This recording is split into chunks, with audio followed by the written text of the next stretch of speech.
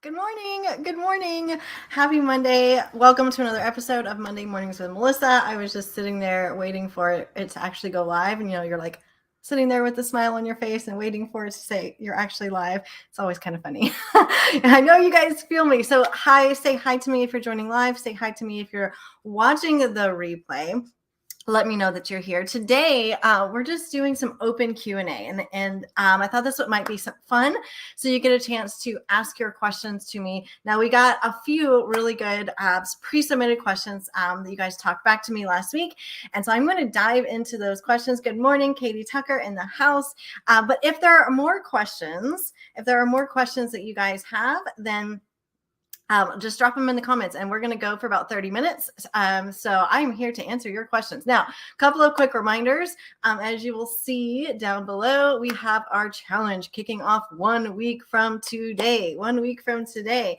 And it's going to be so good. I'm going through the content and totally leveling it up again. So it's going to be really good. So even if you've joined us before, make sure you grab your free ticket because it's going to be next level this time. And some of you guys have probably already experience that because we have some new tools in place for you. We love giving tools because it just helps, right? Any way that we can take this complicated, messy process of building a business and making money, and we can make it simple, like that is my jam. So we have, if you guys didn't watch last week's, make sure you go watch last week's because we were giving away a calculator, and it is a power lever calculator. I got to find a different name for it because I cannot say that. It's a tongue twister. And I was showing you last week how small adjustments can make big differences in your bottom line results to these 3 power levers. I cannot say that word. So make sure you grab that. Our team has it. If you just drop the word, you can drop the word calculator here as well, and we will get that for you. But make sure you go watch that because it is going to help you tremendously next week in the challenge, because we're going to be diving deep on those 3 power levers and showing you really how to really take what you're doing and just drop it on fire or make it a fire, right? We love the fire. And a couple of those we're going to cover today, because a couple of the questions that we got pre-submitted are about the sales process and optimizing the sales process. So we're going to dig into some of it today, but make sure you grab that calculator from last week. If you don't have it yet, drop the word calculator down below and my team will take care of you. Also, make sure that you go to live.melissaricker.com/challenge and grab your free ticket, connect with Melly the bot. And let's do this, right? Let's do this. It's going to be so much fun. And we always have the most amazing breakthroughs happening during our challenges. So we only have them once a quarter now, so don't miss out. Okay, so let's dig into this. So again, today is open Q&A. So if you have a question, drop it down below and we'll answer that question. If I don't get to it today, then I will come back. But we got 3 questions pre-submitted, and I'm going to go ahead and dive in. Yes. The calculator was absolutely fire. We heard some really great things about it, and it also spurred some of the questions that we'll be covering today, which is pretty cool. So I want to start with Nin's question. So Nin, and it is noisy out here. We just kicked off a project. We're putting in a pool at our new house, and they are building they are digging the pool today, and it is amazing. Just a few hours ago, we had grass. Now we have a big old hole in the ground. So if you hear weird noises, that is what it's all about. So I'm going to start with Nin's question. If you guys don't know Nin, you should. She's amazing. Nin was asking, what keeps you motivated every week to show up for your live? So if you guys haven't been around me for too long, then you'll know, you might not know that I've been going live every single Monday, with the exceptions of like maybe twice that I've had to cancel because of something weird happening. But I've been going live every single Monday at 11 a.m., just like I'm doing now, for the past since 2019, since the beginning of 2019 when this group was born. So you don't believe me, you can go check the videos of this group. I have been going live here every single Monday. Now, her question was, what keeps you motivated to keep showing up here and going live every week? And we hear this a lot because content creation can be kind of draining. And it can feel like, oh my gosh, what am I going to say every single week? And I also think that's a great question because when you see people, pumping out content, you see them content like everybody's happy and, it looks like they're just totally loving it and they were just, ready to show up and do it. And I don't think that's the case. And it's certainly not the case for me. So, I love being here live with you guys. I really do. I really do. But it's not like I wake up in the morning and be like, woo, all the time, like, let's go live. And so I think that that's a reality that we should be talking about is, is the piece of it that's not like the pretty social media stuff. And so I loved this question because I don't always want to show up live. Sometimes I wake up and I'm like, I just don't want to today. I just don't want to. Maybe, and you guys have seen me. I have shown up here with like puke in my hair. I have shown up here sweaty in my workout clothes. I have shown up here with no makeup. I have shown up here with fake eyelashes that fall off. And it's not always so pretty. And so I thought this was a great question because one of the things that we see with entrepreneurs that we work with and entrepreneurs, maybe you guys can relate, is that they're not consistent with their content. And consistency is so key. It's so key. And I think we overcomplicate it sometimes. And I think that we oftentimes wait until it feels good. Like we wait until this perfectly magical moment. And that's just not the case. And so I wanted to share a little bit about what works for me. So before I started my weekly live show, I wasn't consistent with my content. It was like, I'll go live if I feel like it, right? And if I didn't feel like it, I wouldn't. And we all know what happens, right? And so what works for me, and again, this has to work with, you have to find out what works for you. But with me, like I had to work on my self-discipline. I had to work on my self-discipline and my follow through. And so when I committed to a weekly live show, I'm making that decision for every single Monday at 11 a.m. Central Standard Time from here till who knows when. And that really helped me be consistent because then from there, then you can kind of reverse engineer the process. And now there are some Monday mornings when I'm literally putting my content together minutes before I go live. There are sometimes I don't have content put together at all. And I just do a open Q&A or, whatever, or I just make it up as I go. But the difference is that I no longer give myself a way out. I'm making my decisions in advance and then I'm following through. So now we have this whole process in place where, I go live on Mondays. So we back up, we reverse engineer from there. Well, the topics are already decided. The notes are put together in advance. And all of this is reverse engineered from the decision that I made when I was in a good place. Right. And so I think making your decisions in advance and then just your only job is to follow through with what you said you were going to do. And that's why I love the weekly live show. So Nin, let me know if that helps. But I really think that, if you're struggling with consistency or if content creation feels like really heavy, then number one, make your decisions in advance. Find a schedule that actually works for you. I only go live once a week. That works for me. Okay, that works for me. And then all of our content, we just pull from that live. The other thing I want to say about content creation is that if it is feeling very draining, if it is feeling very heavy, if you don't like it, sometimes you want to look at like, is your content actually producing the results that you want? Because if your content is effective, then it doesn't feel so draining. And so if you're not making sales or you're not getting revenue from all of these efforts, it's like, it makes sense that you don't want to show up and do it because it's like, I'm showing up and doing it and nothing's happening. So remember that our content needs to be strategic. Our content is not just content just to put out content. It's content to move people through a funnel, which we're going to be talking about today. We're going to talk about today, and we're going to dive deep into the funnel and all the goodness of it next week. So make sure you grab your ticket. But if your content isn't producing results, then you might need to evaluate the content. Right? You might have to evaluate your content strategy and make sure that there's an actual strategy to it. So I'm going to talk a little bit about content today, in fact, in relation to launching and sales process. So apply this to your content that you're putting out. You can absolutely apply it. It does not just work for launches. It actually works for everything that you do. Okay, so I'm consistent. It's not that I always want to be. Okay, Real talk. It is not that I always want to be consistent. It's that I've already made the decision, and now I have to follow through with that. And that's what being a leader really is about: is following through and doing what you said you were going to do. Okay, whether you feel like it or not, right?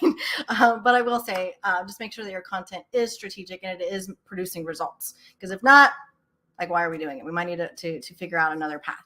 Okay, so that is the answer to the first question. So thank you, Nen, for submitting that.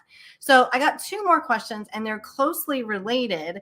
But they both had to do with sales process, and it really came from both the questions came from last week's live when we were talking about the power levers. So one of the power levers that you can pull that makes a big difference is optimizing your sales process. And this is one of the ones that we see so many entrepreneurs, they don't even know what their launch process is. Or not their launch process, their sales process is. Launching is a big part of that.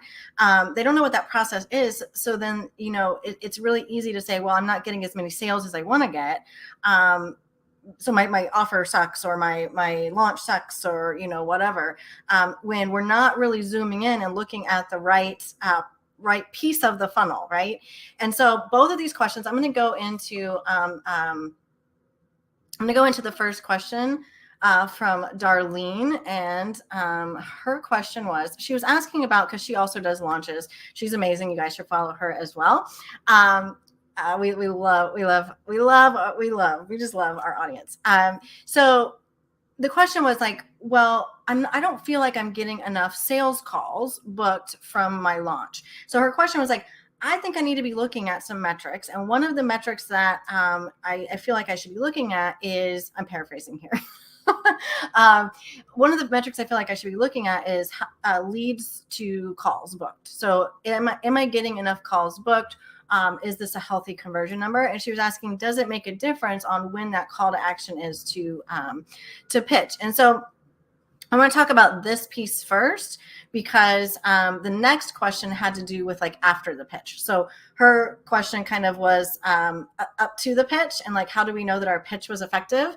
And then it comes into the other half, what happens after the pitch, and how to really optimize that sales process. So I'm going to talk about launch specifically, because we love to launch, and I think it's one of the ways that you can make a lot of revenue. You can learn a lot of lessons. You can just learn a lot and make a lot, learn a lot and make a lot in a short amount of time. And so I think that, if you don't have a launch strategy in your business, you should absolutely have one, because they're just really, really effective. But even when I'm talking about launches today, this applies to everything.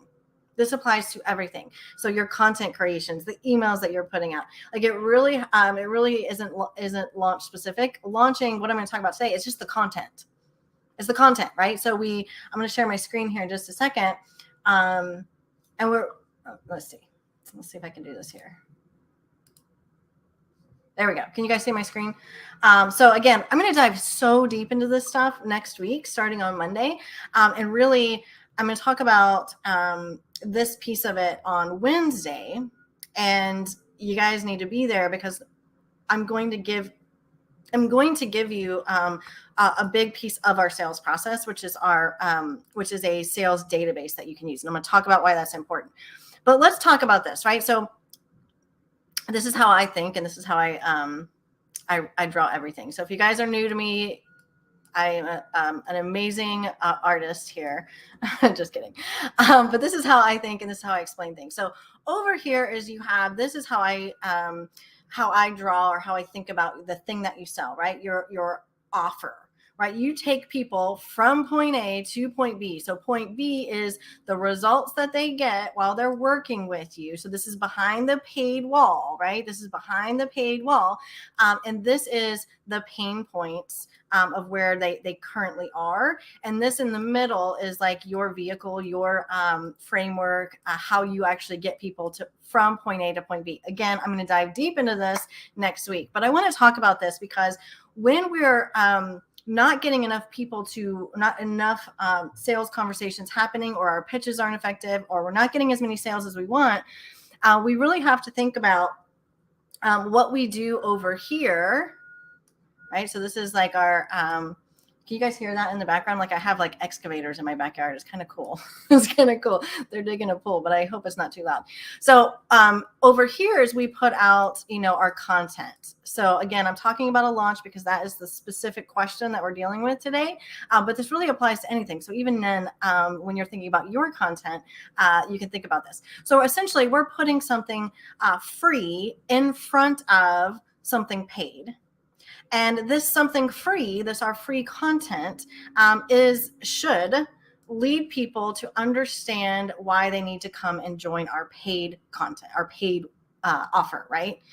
And so for Darlene, her launch process, right, is that she has people come in and they join her for, I think it's a multi-day event, and then the call to action is a sales call.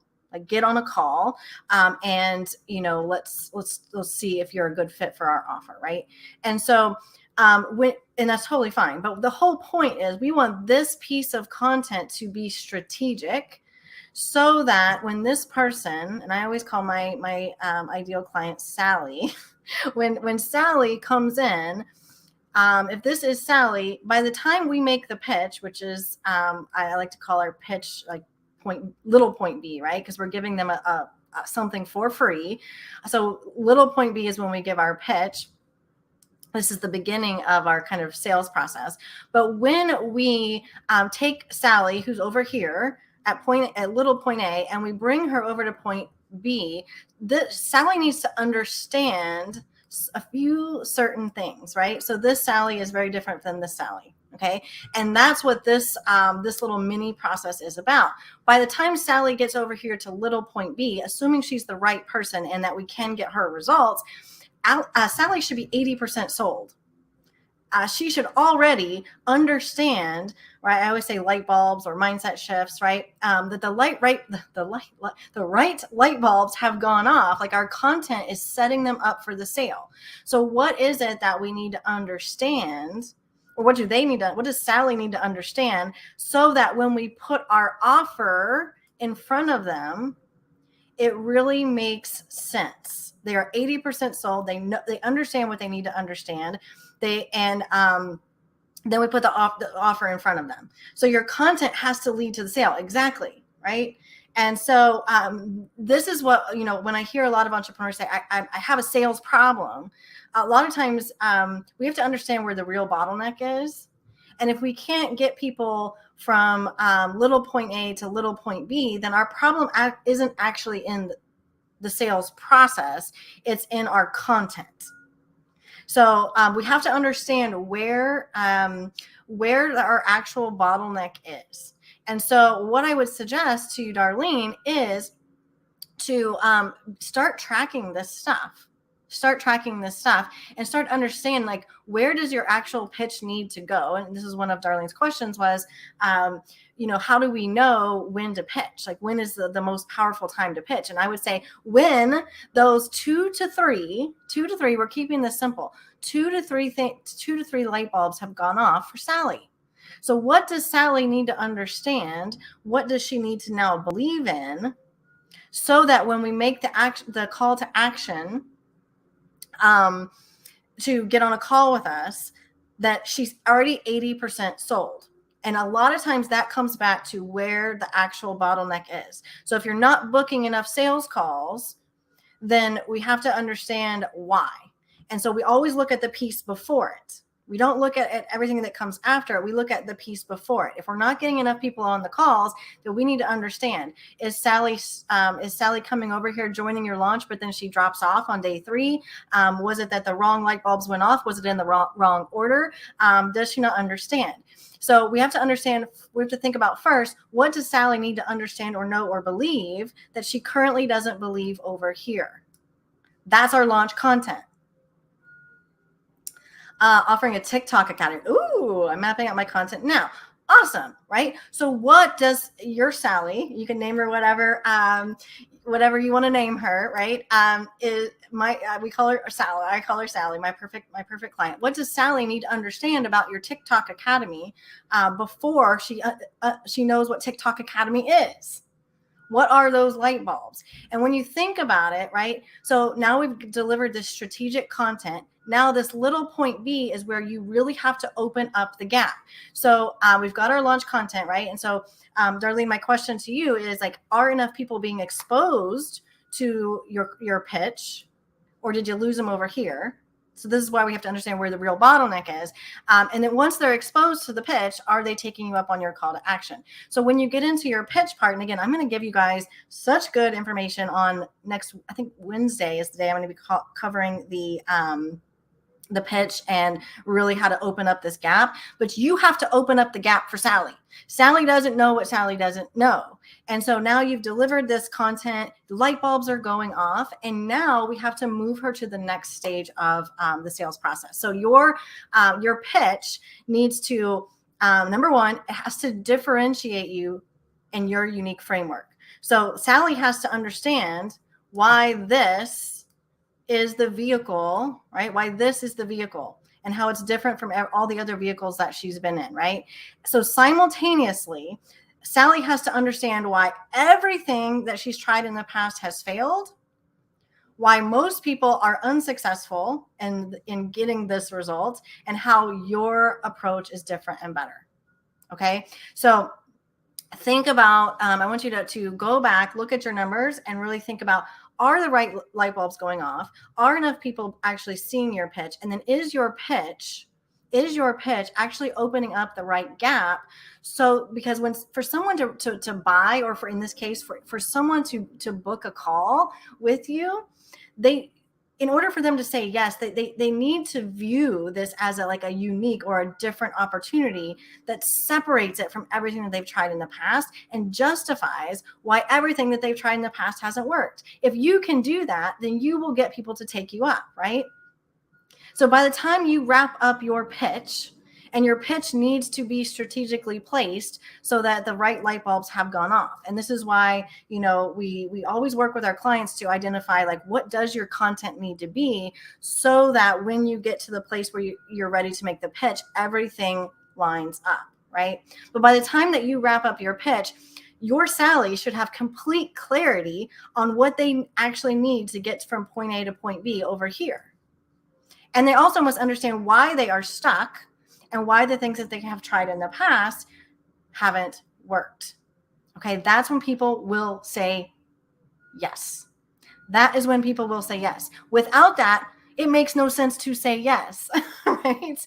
And so remember that if your people aren't 80% sold, they are not going to take you up on the next step.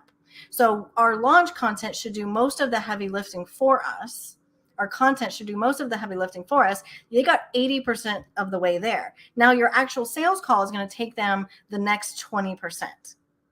And we'll talk about that. We're going to talk a little bit about sales process here in a minute. So Darlene, I don't know if you're on live with us, but let me know if that helped answer your question.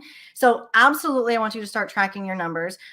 Yes, you need a baseline, you need a stretch goal, and you start really figuring out, where are you losing people? Where are you losing people?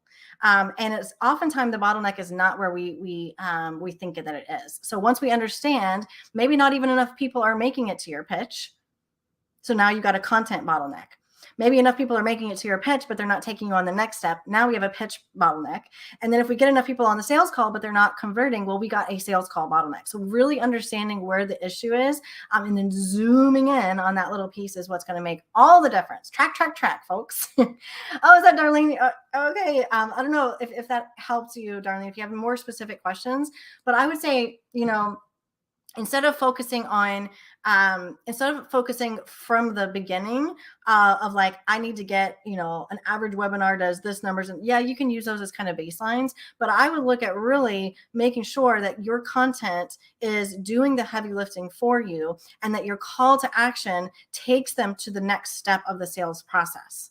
Because likely that's where your bottleneck is. And then you're going to start to see, like, we know, right? We know our numbers, and our numbers are going to look different than your numbers. Everybody's numbers are going to be a little bit different.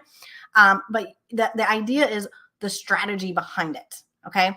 All right. I'm going to get on to Amanda's question, because I'm already at 20. I could talk about this stuff all day. I could totally nerd out on it.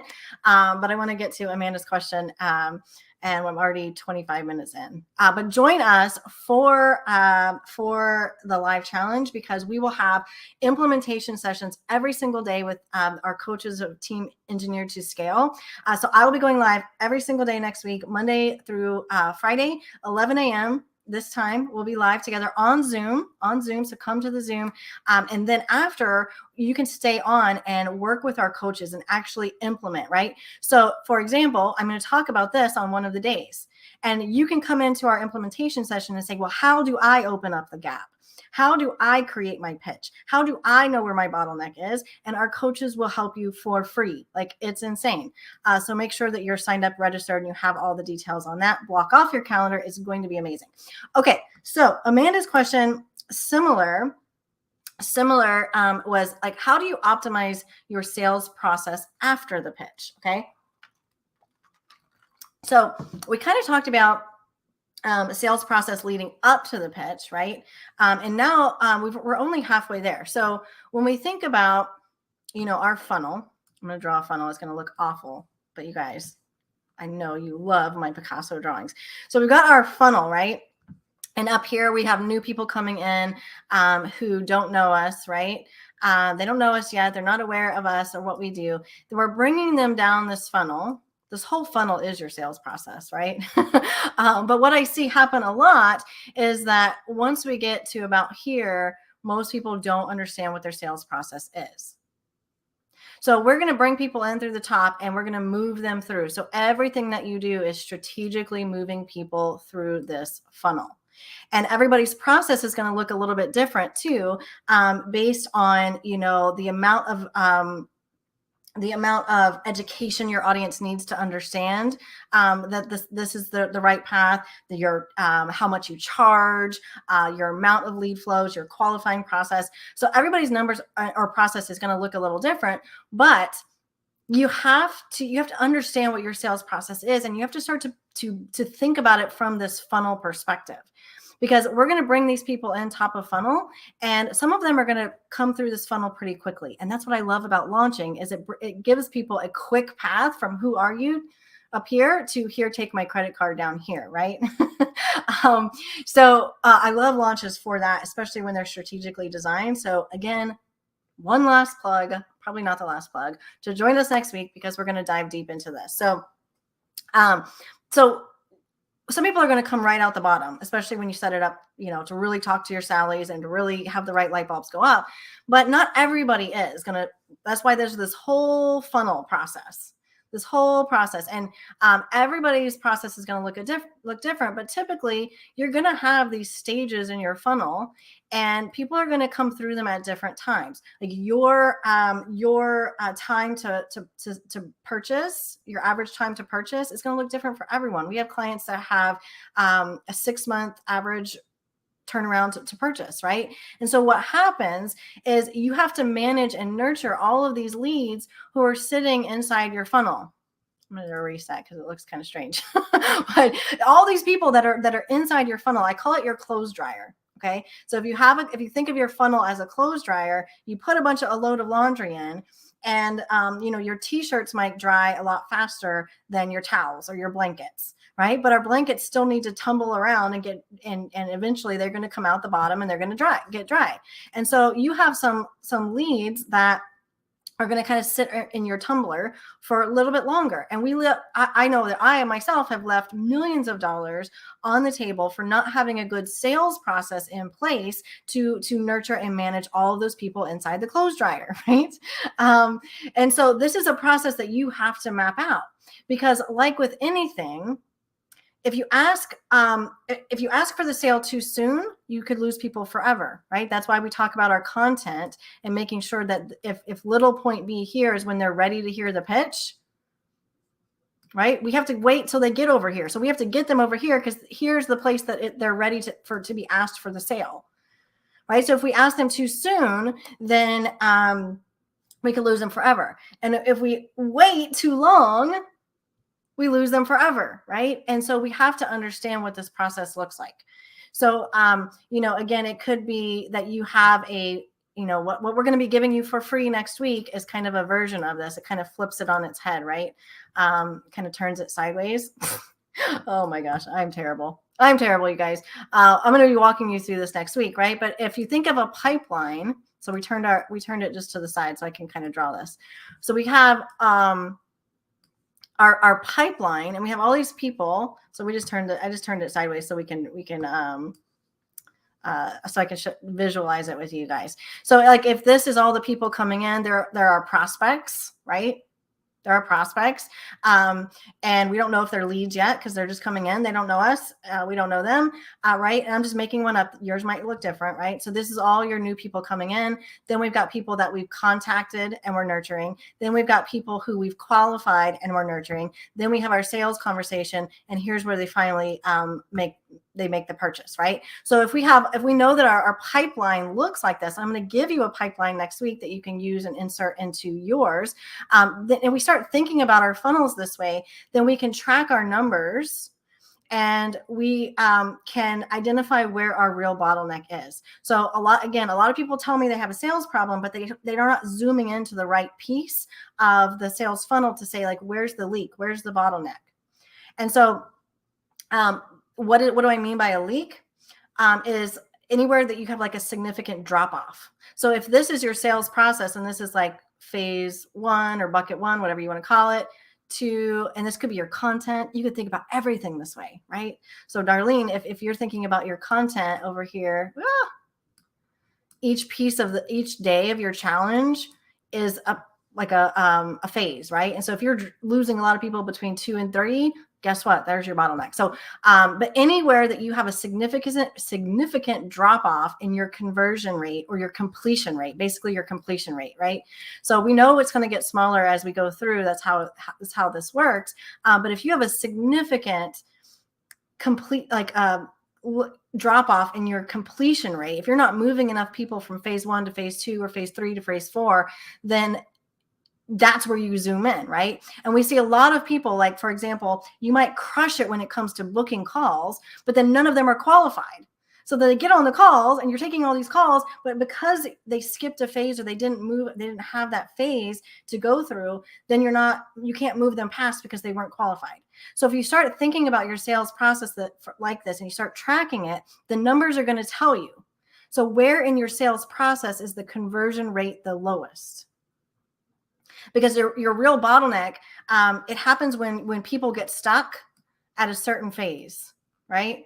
And they don't move past, right? So you might see that you have a bottleneck here because you don't have a process in place to nurture all these people here or qualify them, for example. And bottlenecks are really time sensitive.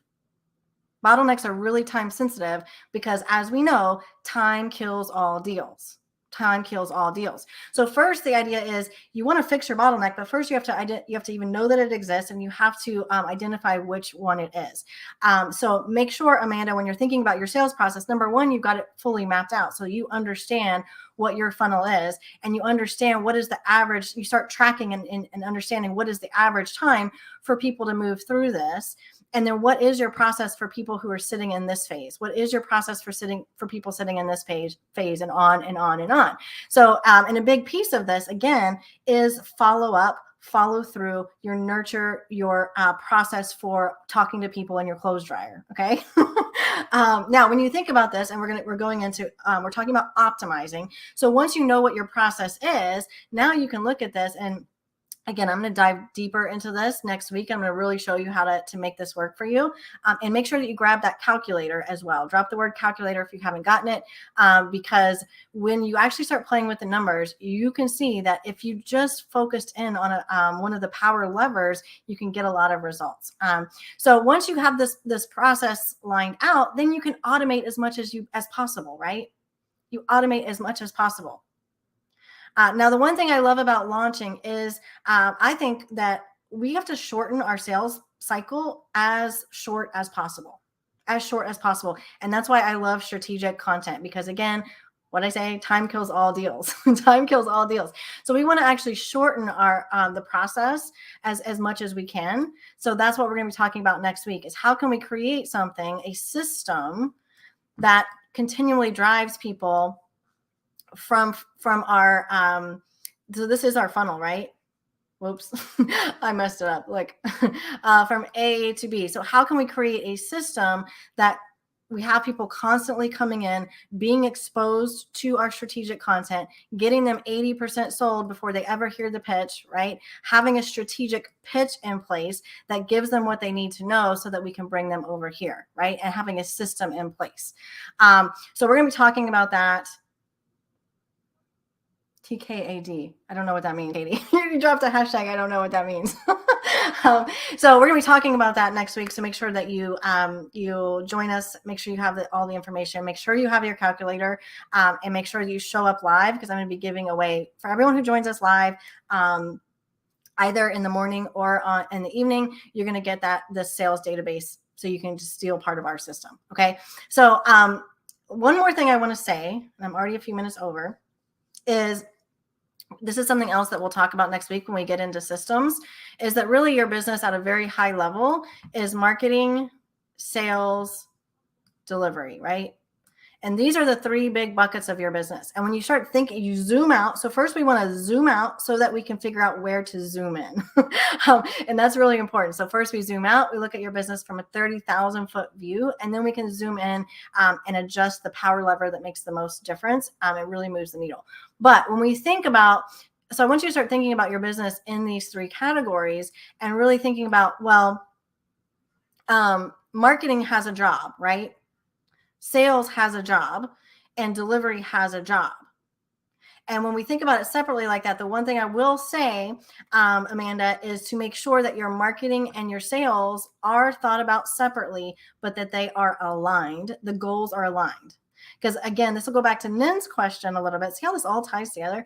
A lot of us are out there, we're pumping out this content, which is, AKA marketing. And our marketing is not, our goals of marketing are not in line with the sales goals that we want to make. And so this is why it's so important to know your sales process, so that you understand what your marketing needs to do in order to drive people through the funnel. So again, this is why our marketing has to be strategic, and it has to be driving people to our sales process. So if, and this goes for Darlene and Amanda as well, if your sales process is getting people into sales conversations, then your marketing goals need to be aligned with driving the number of calls so that you can hit your sales goal.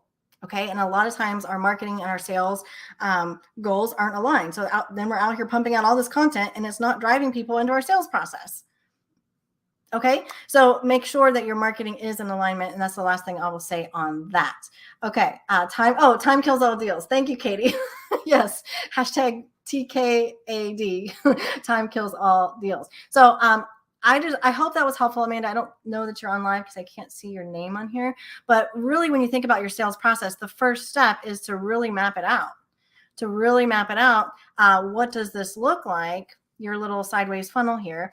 And do you have a process in place for people over here at phase one who don't know you yet? Do you have a process in place for your next phase, which could be, once they understand a certain thing or once they, whatever? Do you have a process in place for qualifying your leads? Do you have a process in place for actually having the sales conversation? Look for where people are falling off. So, I think this will be helpful for Darlene and Amanda because we're talking about like sales calls. So you want to map out that client journey. So if this is Sally, that is the worst Sally ever. she's got some issues.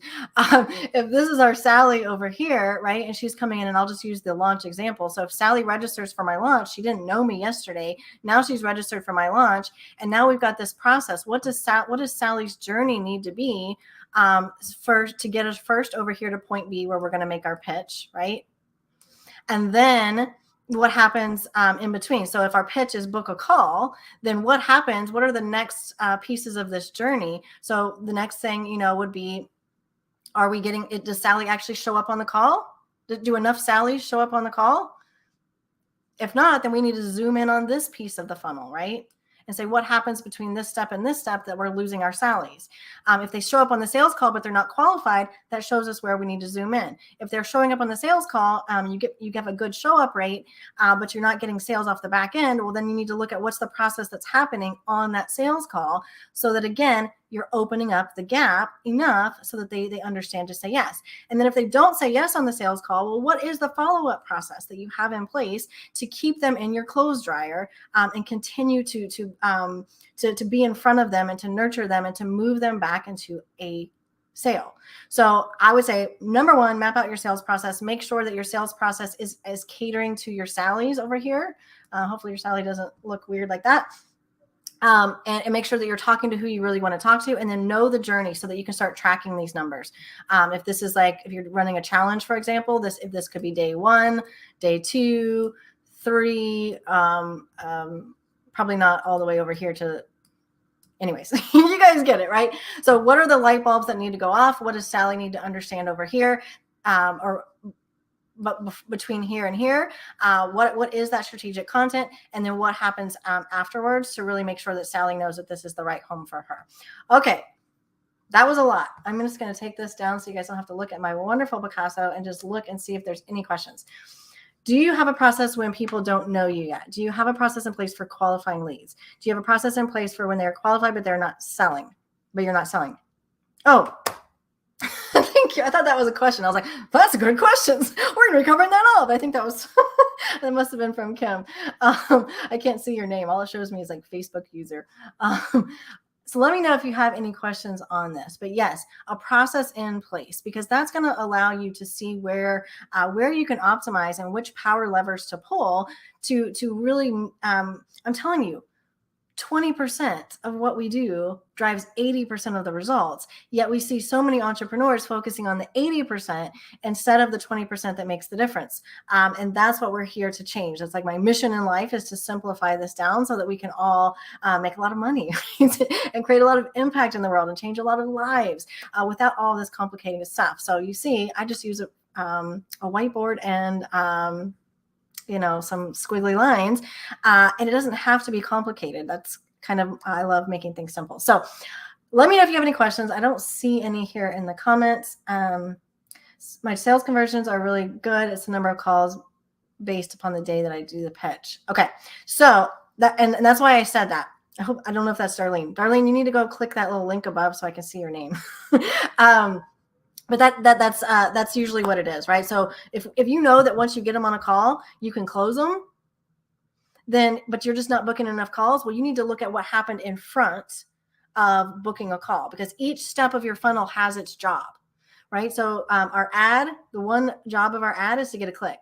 The one job of the opt-in page is to get an email address. The one job of the, whatever, like map that out so that you can really see where your bottleneck is. So if you can't get enough people on the call, then number one, you got to make sure that you're calling in the right people, that they're qualified. And then number two, look at the content they are putting in front of them. What do they need to understand and know to really make sure that they see a big enough gap that they're going to take that next step, right? Okay, awesome, you guys. Let me know if you have any questions on any of this. Again, register for the challenge, grab your calculator, play with it a little bit, because we're going to be able to really help you. I want you to see the magic that can happen, and then bring your questions next week, because we're going to be really diving deep into it.